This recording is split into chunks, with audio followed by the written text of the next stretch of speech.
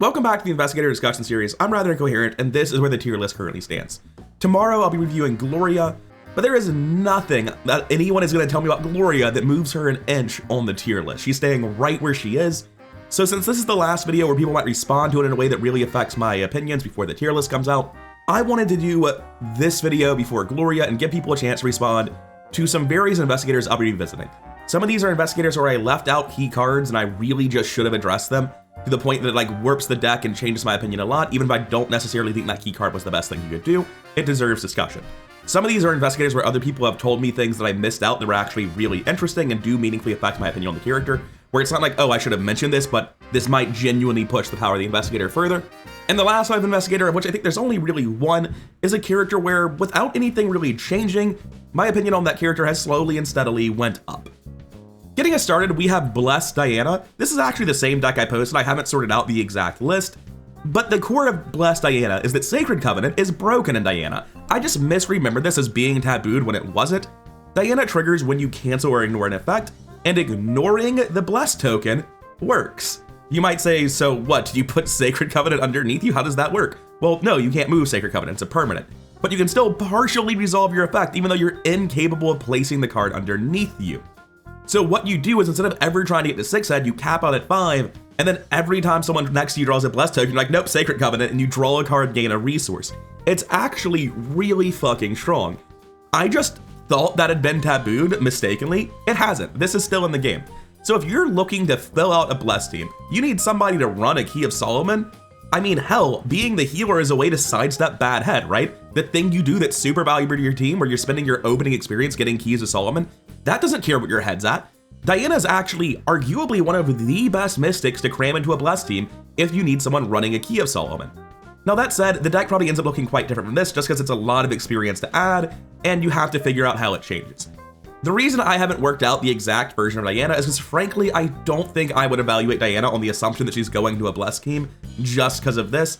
And this is for similar reasons as like an Agnes deck, where Agnes is theoretically really good in a Blessed team, but at the same time, she doesn't have enough incentive that I would always run her in a Blessed team. It's not like a parallel Zoe or a Sister Mary where I'm going to rank them assuming they're put into the teams that cater to them, because the vast majority, I think, of Dianas and Agnes's are just going to be playing their normal game without Bless. That said, this is definitely a minor improvement over where Diana was, and a Diana video without this is an incomplete Diana video, so I need to acknowledge that it exists. Next up, we have Kaimani Jones and the incredibly important card that was missing from my discussion, Microscope. Specifically, Microscope level 4. Microscope is a 2-cost, 4 experience hand asset, commits for double book, not that you want to, and whenever you evade an enemy or defeat an enemy, place a resource on Microscope as evidence. I don't know the precise interaction here with Kaimani. I don't know if you get 2 resources when you evade and defeat an enemy. I would assume you do. So you can either just keep tripping the same guy for 2 a turn or just fully kill a guy for 3. And either way, that makes Kaimani far and away the best at triggering this ability. I will also note, I've never realized this before, Microscope's just kind of crazy in Dream Eaters and other swarming campaigns where you can just easily charge this. And the reason it gets crazy with more resources is because of the ability Double Action Investigate. You get +2 book for this investigation for each evidence on Microscope, max +6. You wouldn't use this unless you had 3, so this is actually just going to be +6 anyway, because if you succeed, you may spend up to 3 evidence to discover that many additional clues at your location. Double Action to Investigate means you have to get 2 clues for this to be efficient and not just increasing your book. Actually, it's just increasing your book at 2. It's the 3rd clue where you're being genuinely efficient, but you need to be at 2 for this to be usable, and Kaimani has no issue doing that. Coming back to the deck list, the pitch is pretty straightforward. That's not going in an Underworld market, and that means it's pretty easy to justify not getting Underworld market, which is going to be a similar amount of experience in the long run. You make a smaller deck, and you use Microscope as your main method of clue compression.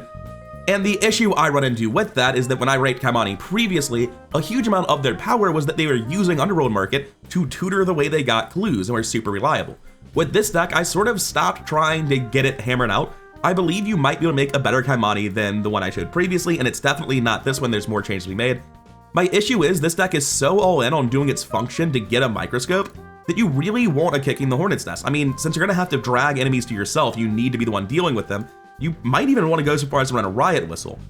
And regardless, I'm all in on Microscope with kind of shit draw. I'm looking at wanting to run stuff like Friends in Low Places. I definitely want a backpack too. And I can't point to this deck and tell you what an easy cut is. I've already cut 1 copy of Quick Thinking, and the next cuts hurts really badly. So Microscope definitely deserves a spot in a discussion about a Kaimani, and there might be a crazy Microscope Kaimani out there, but for the life of me, I can't find it and I don't know what it is. Next up, we have a parallel Roland list. A lot of the argument against original Roland is pretty much boiling down entirely to you really die pretty easily with your 3 head, 5 sanity soak. You have to warp your deck around that, especially because your weakness can give you random trauma. Having a directive that gives you +3 sanity is a way to solve the most glaring weakness of original Roland.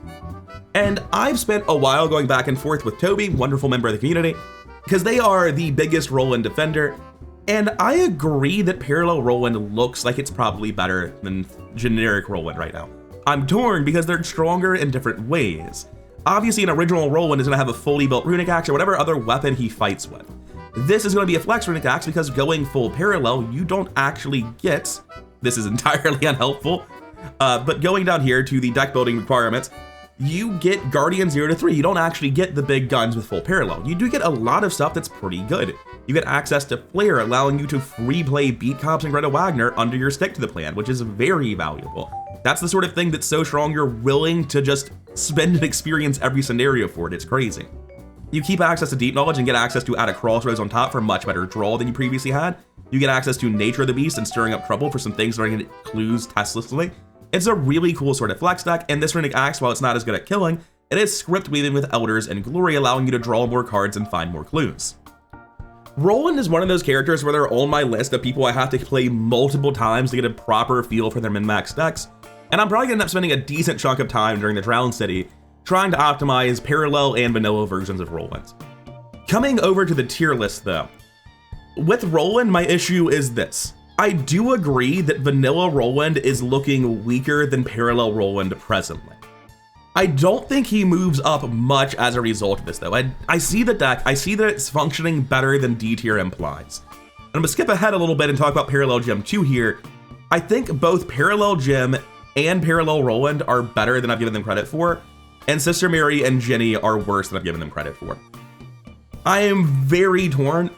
Sister Mary's nerf due to deny existence no longer working on her weakness just like removed her niche, right?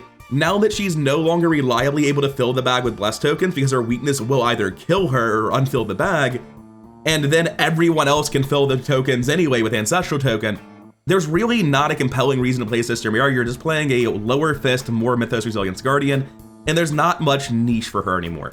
Jenny Barnes still has the same weak opening scenarios. I'm very torn on if that means she deserves to be in D tier or not. I'll revisit that at the end of the scenario. And I think Parallel Gem, who I'll cover in a second as well, and Parallel Roland are both good enough to make it into my C tier.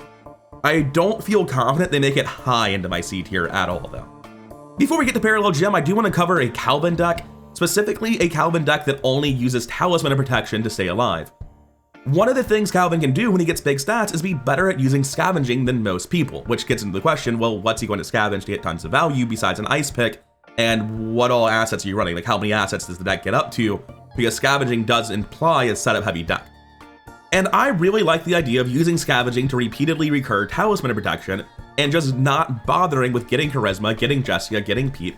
That does save you a lot of time. However, the deck's still incredibly harsh to fit everything you want in. And that's because Pete and Jessica, or Talisman and Scavenging, are actually not that different in experience cost. One is 4 experience, the other is 1 to 5 experience before you upgrade the Petes, which is like, you don't really need the upgraded Petes, you want them. We'll be honest though, we'll call it 9. So 4 to 9, yeah, the other one's 5 experience more, but in terms of deck slots spent and resources spent, because the Scavenging will recursively have to pay for Talisman Protection, it's not that much better in my eyes. I do think it probably is better though, and it's something I'd never heard anyone talk about before. And being able to recur Ice Pick is something that most other characters, where they have Scavenging and Ice Pick available, have other things to do that allow them to do a lot of powerful clue compression as well. It's not like this is their only option. This is the only option for Calvin. Every Calvin deck I've seen that isn't doing Ice Pick recursion is probably not really getting clues more than 2 at a time ever, and not getting clues 2 at a time as often as an Ice Pick Scavenging deck. My issue with the deck is that assuming Pentacles is in play and you're on 1 life, that puts you at 6 stats, which is actually not enough to guarantee you're going to trigger Scavenging, especially as a flex character, right? You might find yourself in a spot where you're at like a 4 shroud location and you have Scavenging and you need to get Talisman back, and it's sketchy as hell. And I don't think there's no way to refine this deck. I think this is probably, if there is a way to get Calvin to be genuinely good in my eyes, going to involve something like this rather than locking yourself into Jessica and Pete. It's a really interesting thing that I like quite a lot. Technically, this is a blessed deck, insofar as having Ancient Covenant and Spirit of Humanity makes you a blessed deck, but it is still blessed synergy. Coming over to the tier list, I really don't know that I can move Calvin on that at all. I wouldn't put him above Marie. Marie's a 4-head Mystic, which isn't incredible, but like, I still just don't think that version of Calvin would be better than a Mystic would. Even a janky Mystic with an unreliable ability like Marie. And I think I could put him maybe above Bob, but even that I'm hesitant on. I'll put him above Bob, but like, as much as I like this deck list and concept, I look at it in reality with my life hinged on a scavenging, and I'm like, man, I wish there were more ways for me to bump my book, more skills I can put that just make me generically better at scavenging, and then ways to recur them. It doesn't feel all there to me looking at it, and maybe I'm just underestimating it by looking at the deck and it plays better than it feels. But in theory, it does not feel that solid. It feels better than the original Calvin, but that's a low bar for me. Which brings us to the next circle back deck, Ursula. There is a stopped clock combo in Ursula that I was not aware of. The Raven Quill is able to use its Energy Sap ability to move secrets or charges from other assets to the assets it's attached to.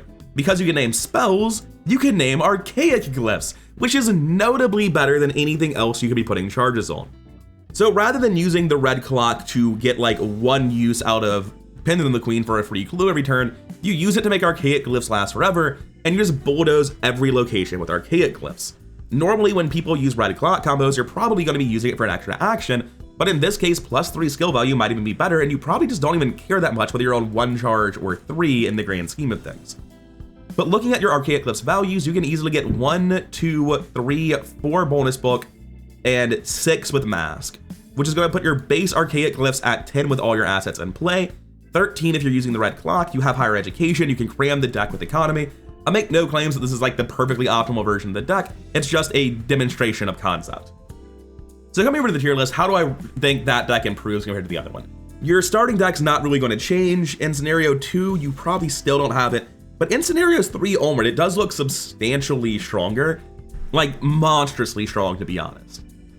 And she has good mythos stats. Until I see it, I'm hesitant to move it up too much, but I'm willing to put her above mid on that, move her up about 4 or 5 spots.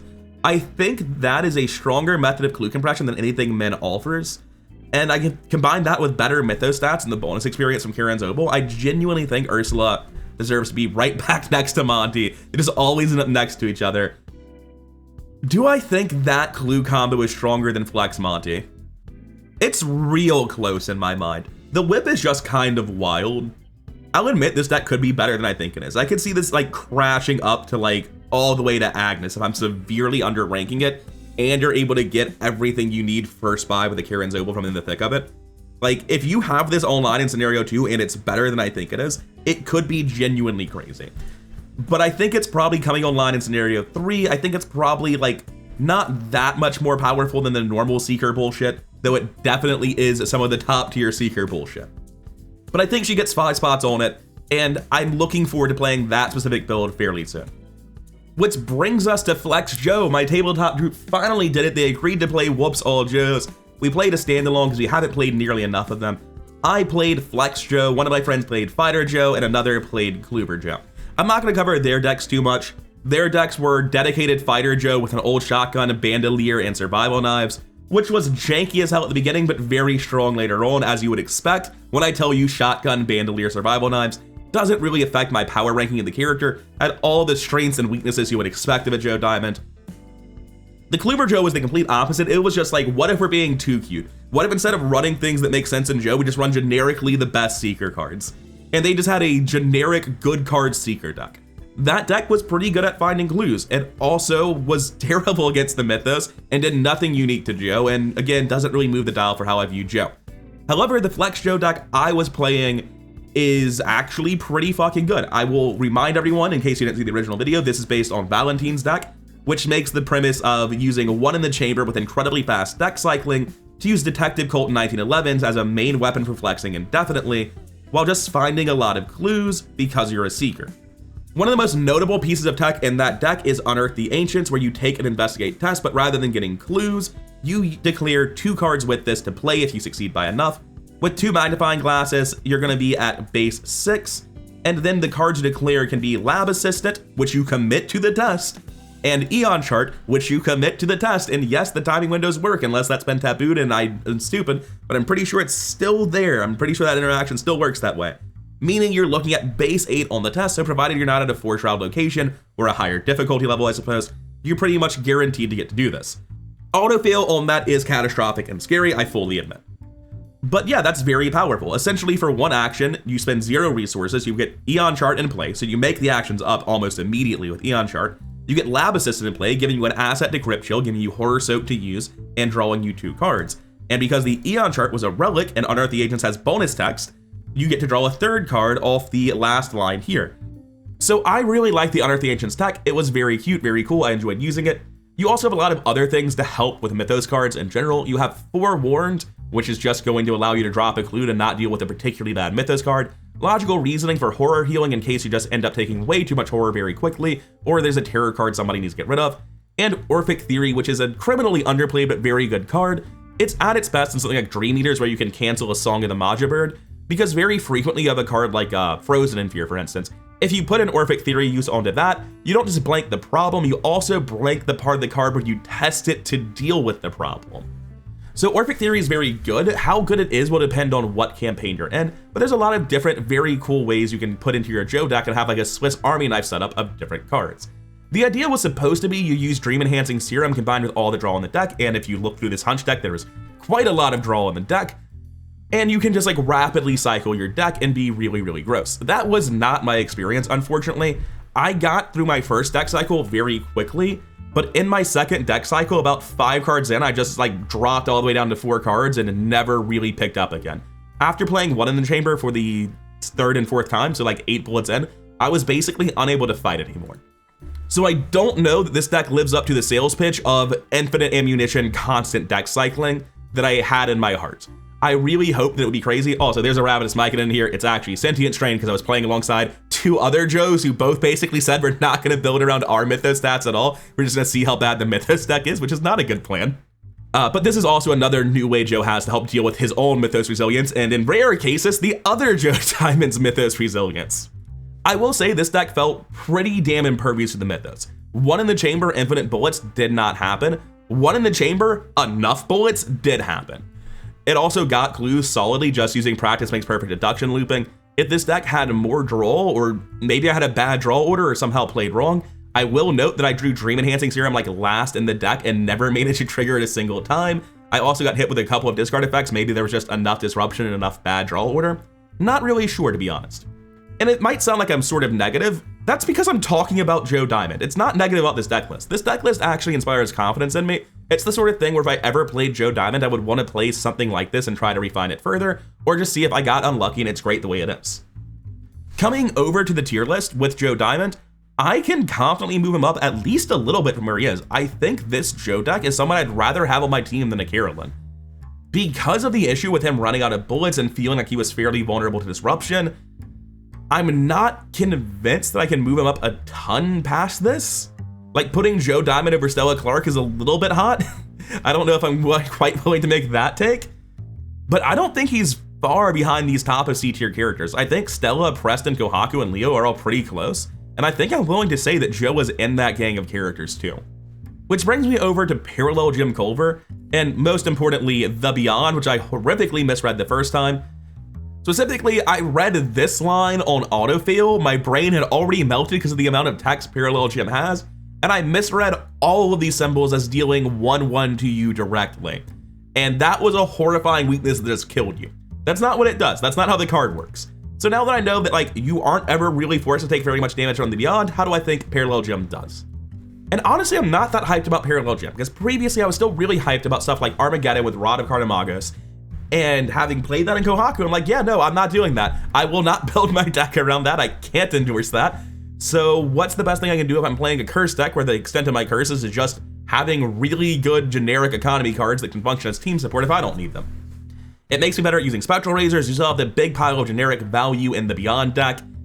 Sparrow Mask is still great. Lucky's still great. These are not bad splash cards. Diabolical Luck might not even deserve to be in this version of the deck anymore. but it feels like Blasphemous Luck and Diabolical Covenant, and a character where I am going to be adding a lot of curses to the bag, is not that bad, especially because I'm likely to have teammates doing the same. And this is just a character where I'm using all of McBride for greater reliability, with Rite of Seeking and Sixth Sense, and have Spectral Razor because even if I'm playing main Clover, if you have all of you run Spectral Razor too, it's just too damn good to pass up. And that does give me a clean way of dealing with Vengeful Shade in the deck, so that's solid too. But at the end of it, I don't look at this gem and feel like a tremendous level of confidence. I don't even necessarily think he's better than Parallel Roland, and I'm not even rock solid that he's better than Ginny. I think he's definitely better than Original Jim, I have no doubts about that, but I don't know that I think Parallel Jim is really all that good. And as a reminder, I'm not saying like Parallel Jim's not beating campaigns. I think Amina's beating every campaign I take her to, realistically. It's just that when I look at what Parallel Jim brings to the table, I'm worried that it's just not that much in the grand scheme of things. I think I'd much rather have someone who's like admittedly weaker than Parallel Jim in Scenario 1 and Jenny Barnes that scaled up to the moon. And maybe I move Jenny straight back to C tier. Maybe I do think she deserves to be there. Because like, I look at Jenny, I look at Scenario 5 Jenny versus any of these people in Scenario 5, and it's like they're playing a different game.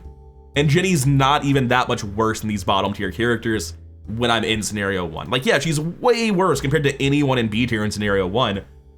But compared to these people, like, the scaling is meaningfully differentiating her from everyone in D tier. And I think that does finally be confirmed. Not confirmed, confident. Confident in Jenny not being a D tier character. So I think at the end of this, even though like a bunch of characters around Jim have moved around, I think Jim might still be in the exact same spot. And lastly, we have Carson Sinclair. This isn't something where someone's made a specific case to me where I know why someone would rate Carson higher than I do, but something that's come to my attention with the recent PBG tier list is that their entire table was either saying Carson S tier or Carson in contention for S tier. I could be misremembering, but that was one of my big takeaways. So I went back and I looked at my Carson deck, and I immediately did a spit take, like, what the hell do you mean the whole deck is 18 experience? Because that matters quite a lot.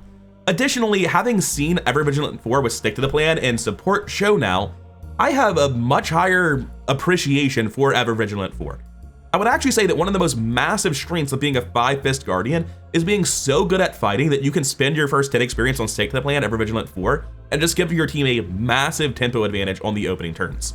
Carson obviously is so good at fighting that he can do the same thing, just in the wrong way, right? He's so terrible at fighting, there's no point in upgrading fighting methods and it frees him up in the exact same method. So first of all, Ever Vigilant 4 is just an insane thing to be doing. The amount of soak he provides for your teammates, basically any teammate in the game whose weakness is, oh, I'm not great at handling Mythos cards, Carson meaningfully elevates them. Any character that's like, oh, I have too much setup time, Carson meaningfully elevates them, right? These are the things that tend to keep people in lower tiers or even mid tiers. Basically, if you're the best characters in the game, Carson's action is worth more on you.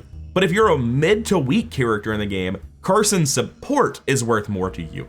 And regardless of who you pair him up with, he ends up being really, really solid, and the quality of his teammates is not quite as important as it might seem at first glance. Sure, I don't want to put him next to a Lola and the very worst characters in the game, but there are a ton of characters like non-big money Finn, Joe Diamond, any Roland Banks, where these characters have weaknesses that are directly covered for by a Carson, and that's part of the reason that they aren't getting into higher tiers. But having Carson on them, they will play like they are a much stronger character than they are on their own. So coming over to the tier list, I don't think Carson's an S tier character. I definitely appreciate the argument that he could be much better than I'm giving him credit for, and after looking at it for a while, I agree with that argument. The question is just how high do I move him? And honestly, looking at it, I think right there, I think almost an entire tier up. I think it's a really compelling argument. I think the idea that the characters in lower tiers are improved by Carson because of the support, whereas the characters who are more proactively valuable get more out of the support actions, and ultimately in almost every team, Carson ends up being great. I think Carson is better than I gave him credit for by a lot. I don't know that I would ever consider putting him in S, and I don't know how much further I can move him up in A.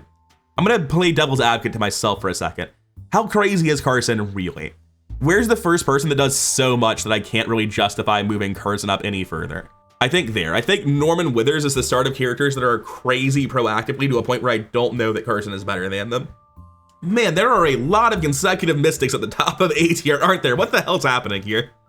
I guess you could argue Lily Chen's not even a mystic. I spent a while looking at this to see if I disagree with any of it. I still don't quite think Luke gets to be an S tier. Same with Jacqueline. Parallel Agnes has always been a character that I think of as very top of A tier for similar reasons to Li Chen, just being very mythos reliable and great at their role. And if anything, I probably have Nacho slightly too high because I saw him get played alongside of a Gloria, which helps to mitigate his main weakness. So I will drop him under Kate. But yeah, I don't think any of these mystics are actually in the wrong spot. It's just very weird to have a block of 5 mystics. Like, for a while I've looked at the block of 3 survivors down here and been like, I don't like that. I like this even less, but I don't know that I disagree with any of their rankings. I will say before I wrap up, after this we're doing Gloria, and then after that it should be the tier list, which means that this is probably the last real chance to talk about any of these characters in the comments if you think I'm missing something tremendous. I won't be covering it in a specific video like this gaggle of things was. However, I will take it into consideration if there's something in the comments. There are obviously things people have said in the comments that I didn't address here. As an example, Scavenging Men is one of them. I don't dig Scavenging Men, I don't see it. The experience cost is just so high that it delays everything else by a tremendous amount. But yeah, if there's something that you think I'm comically wrong about or just understating the value of, or overstating the value of, moving up or down, then I'd be interested in hearing it. But for now, I'm done. I've been Rather Incoherent. Thank you for your time. If you made it this far, then please do hit all the buttons to make the algorithm happy. And a massive thank you to everyone supporting this channel, both as patrons on Patreon and here on YouTube as channel members. I'll see all of you in the next one.